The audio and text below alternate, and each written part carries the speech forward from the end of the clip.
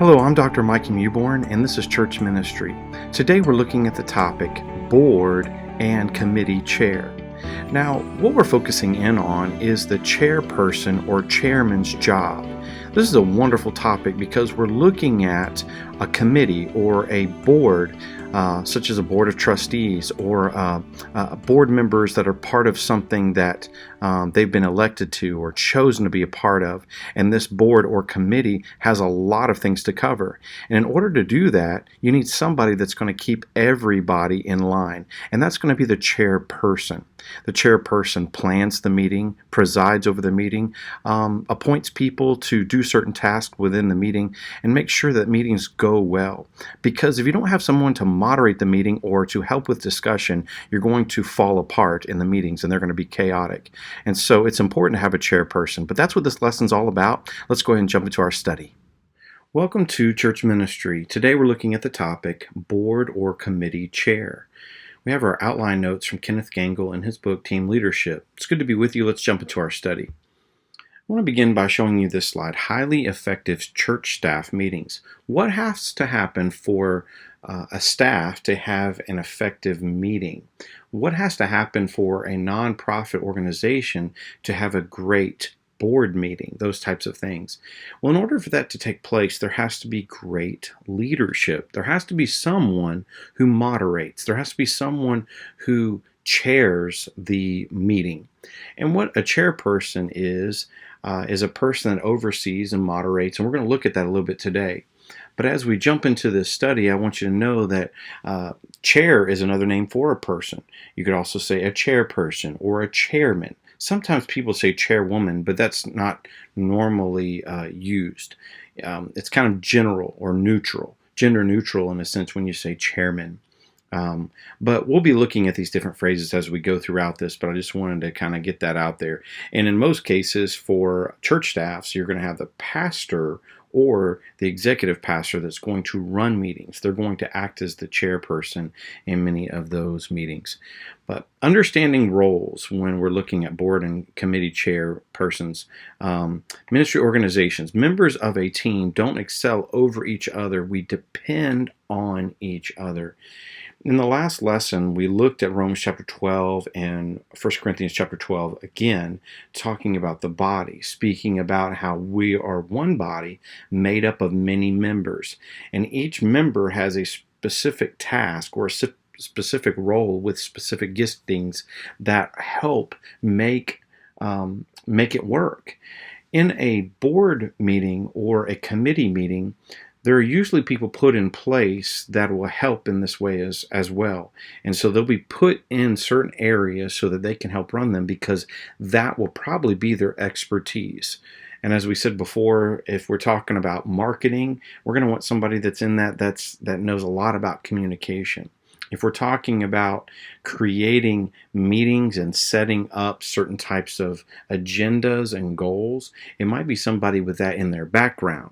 If we're looking at somebody that is going to do great with note-taking and overseeing that aspect, we might look at somebody who's really good in that area, and that person might become the secretary. I thought this was a really cute little illustration here. It says, we haven't heard from our representative from the children's ministries yet. And I think sometimes we think like that. We have a board meeting or a committee meeting and everybody comes together and somebody represents different area. And so who represents somebody in the children's area? Well, a child would. And so if you ask the child, how are things going in the children's ministry? Good, maybe, would come out of that child's mouth, or maybe it's fine. What are you doing right now? I'm just coloring a picture. It's no big deal. What are you guys doing next month? I don't know. Well, it'll probably be a lot of fun, though, because that's what we have, a lot of fun. Is there anything you can tell us about the children's ministry? I like it, and my little sister, she likes it too. And so this is what you get, but that's not a good representative for the children's ministry per se. We need somebody in there that's going to bring a lot to the table, a lot of direction, a lot of guidance. So in a staff meeting, in the church world, you're going to have somebody that's the children's minister. You'll have somebody that's the hopefully student pastor or student minister, or someone that's in the adult ministry. And if it's a small church, you may just have a handful of volunteers that are helping out. You might have one person that helps out with the children's or the student ministry, or somebody with the music ministry. And maybe your meetings happen in the evening time when people are actually getting off of work. But what happens is when they get together, they are talking about how things are going, but how can we better those things? When we're thinking of the various functions of boards in a nonprofit organization, as well as a church world or corporate world, we're going to look at different things that are going to help dictate how those meetings are run and how things function. Boards determine policies. What often happens is that when you have a board meeting together, there's kind of like a constitution for that committee, or there are some bylaws, there's rules by which people go by, but at the same time they are responsible for determining policies of whatever the organization is that they're a part of. So if that's what this committee does, they will be a big part of writing policy. They write them as well as interpret them. So they're the ones who will give them to everyone, but they're also the ones who will explain them when the time comes. As we continue on, boards implement policy. They're the ones who implement it. Now, that's not 100% accurate sometimes, because boards are not always in or interacting with the people per se. Sometimes other people are, and so they will be implementing policy. They will usually work with the staff. They will work with the staff, and the staff will implement the policy. So whether this is a school like a college, whether it is a seminary, whether it's a nonprofit or a church or whatever it might be, a lot of times the staff are the people that implement the things that were voted on by the board. For instance, at Mid-America Baptist Theological Seminary, there's a board of trustees. Those people that meet together to oversee that board, they make decisions, but they are not in the day-to-day interaction with students. And so it's important when you think about what's going on there. Well, the staff is the one who's really implementing those things. Boards advise policy. On occasion, boards will delegate certain tasks to the staff, but usually boards advise the policy. So they're the ones who bring it forth. They're the ones who make sure that everybody's aware of it and how it needs to go. And so that's important. And then boards assume legal responsibility. This is a big deal, because whenever there is an issue, whenever there is a legal battle going on, or whatever it might be, boards will assume that legal responsibility. They will be the ones who make decisions. They will be the ones who team up for whatever's going on. And so that won't necessarily come to the staff unless the staff has to be involved, but usually the board does that. The board will handle all legal matters, all right? Then the various functions of boards. Boards often recruit their membership in 3 ways, okay? Now, the reason I'm bringing this up is because any one of those that are recruited to be in the membership of the board can usually become the chairperson, can usually become the chairman. And so you can't be the chairman unless you're part of the board.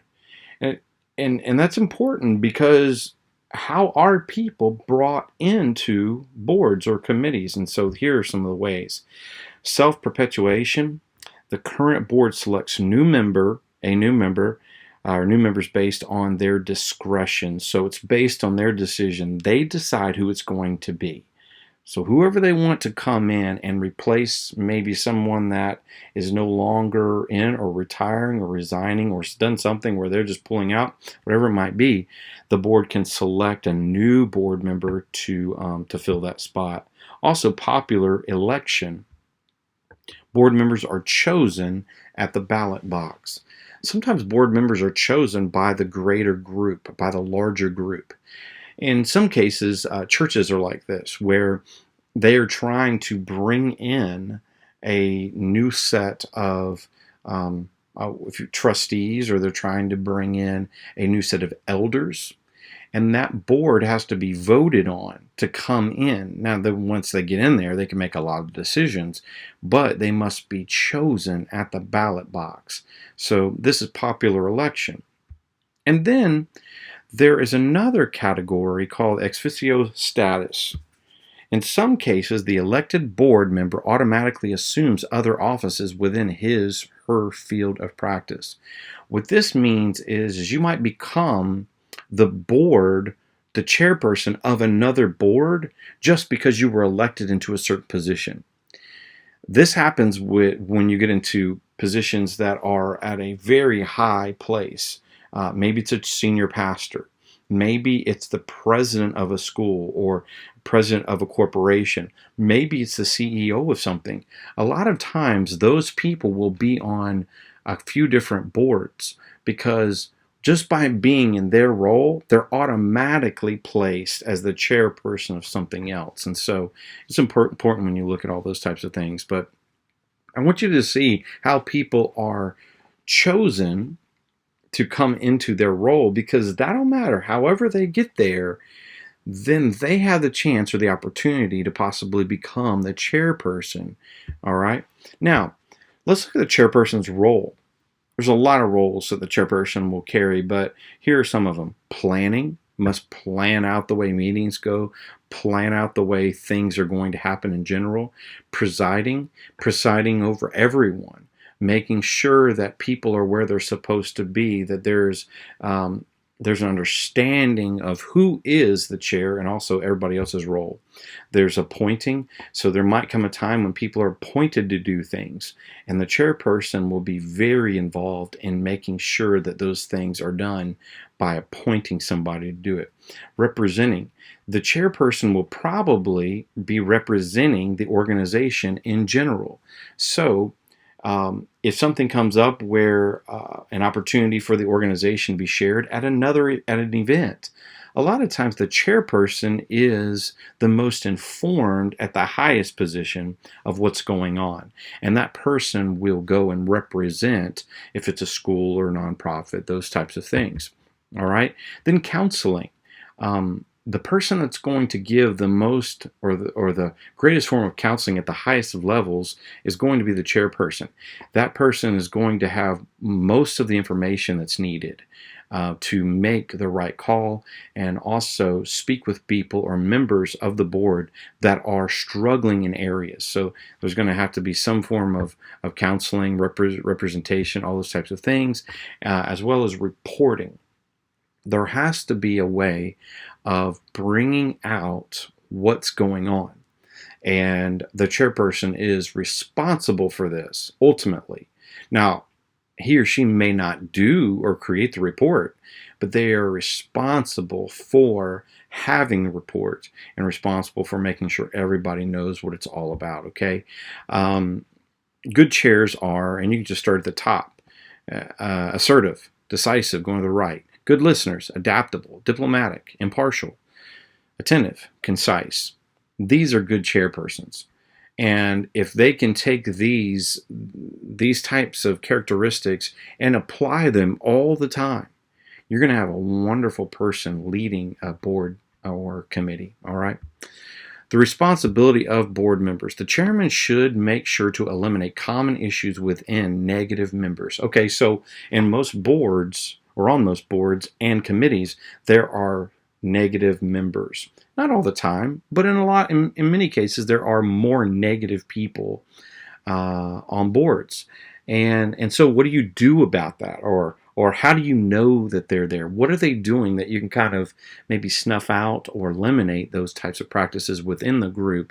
And here are some of those here are some of the comments or the actions of the negative members. Seeing one side of the issue. That's a negative member. They only see one side of everything. They don't see the big picture.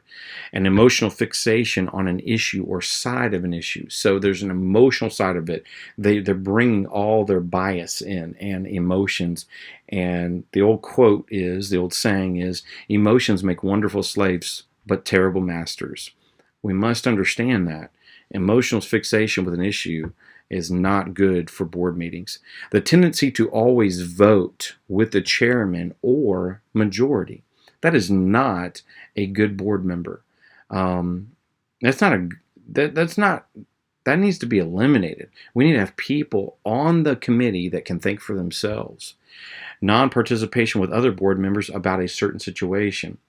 Have you ever heard somebody say, "Well, I'm not working with them," or "I'm not doing that"? I've heard that so many times in my life, whether it was in ministry or whether it was on some kind of board, and it's very difficult to handle that, because then you have to work through, well, who will they work with, and they're on here for another 2 years, what do we do? Those types of things. Number 5, a tendency to monopolize the conversation. Sometimes people feel that their voice is the most important. And they feel that what they have to say is greater than what anybody else has to say, and they take over the conversations, and it gets nothing done. Maybe it gets some things done, but it doesn't get maybe the best things done, because you're eliminating so many voices. And then number 6, a begrudging expenditure of time. Now, what is this about? It's about that person who's always looking at the clock. Well, guys, you think we can cut this meeting short? You think we can go on home? Do you think we can just stop here? They're just on there sometimes just to be on there on these boards and committees, and really just it's hurtful for the group as a whole. If they can't come together and do the job they need to do, then what's the point? And these types of people do not need to be on committees. All right, I like this guy here. This is our infamous chairman right there, DIYcommitteeguide.org said this: the chairperson must ensure that the management committee functions properly, that there is full participation during meetings, that all relevant matters are discussed, and that effective decisions are made and carried out. It goes on to say the role of a chairperson is time-consuming, with work between meetings, external representation of the organization, and work with staff. Chairing a large organization requires diplomatic and leadership skills of a high level. You see here organization spelled with an S. This is from an English or a UK website, but I think it's kind of neat when you look at the role of the chairperson. This is letting you know it's very busy. It's very important, and there has to be an ability of leadership at a high level in order to be a chairperson. That site goes on to say main duties of the chairperson: to provide leadership, to ensure the management committee functions properly, to ensure the organization is managed effectively, to provide support and supervision to the chief officer and senior team, to represent the organization as its figurehead. You take all of those and you put them together and you say, okay, we've got this figured out. Well, then that's going to lead you into some other thoughts about what does the chairperson do, and that's when we're looking at careertrend.com.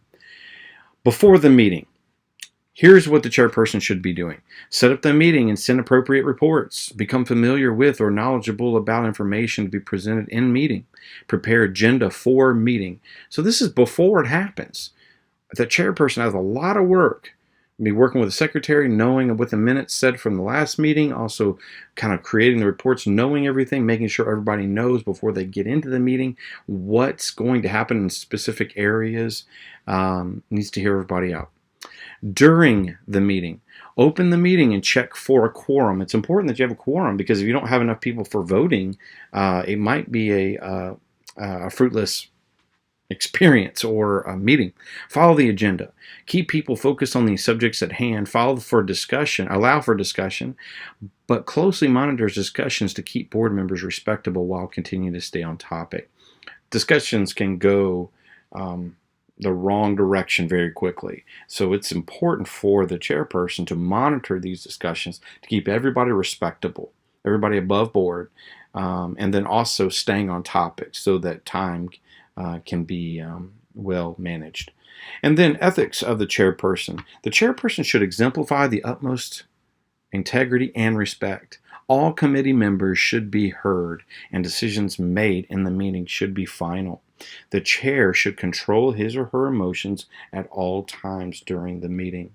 It is important that the chairperson is honest and is faithful and is true and is making sure that things are done ethically and morally, and that emotions are always in check. All right.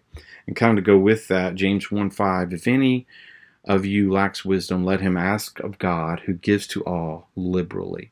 I think it's important for all chairpersons to have a tremendous amount of wisdom. It will help them greatly. All right. Well, this has been Church Ministry Board and Committee Chair. Good to be with you today. God bless you. Bye-bye. All right, this concludes our lesson on board and committee chair. It's a wonderful lesson. I like the way it ends. It ends with a focus on needing wisdom. If any one of you lacks wisdom, let him ask. And the Lord is so faithful and just and kind and generous to give you what you need when you need it. And so it's wonderful to know that we have a God that cares for us so much personally that he gives us what we need for the task that we've been given. All right, well, it's so good to be with you today. I hope you've enjoyed this lesson as we look at what a chairperson does and who they are and what it's all about. All right? Well, hope you have a great rest of the day. Talk to you soon. God bless you, and bye-bye.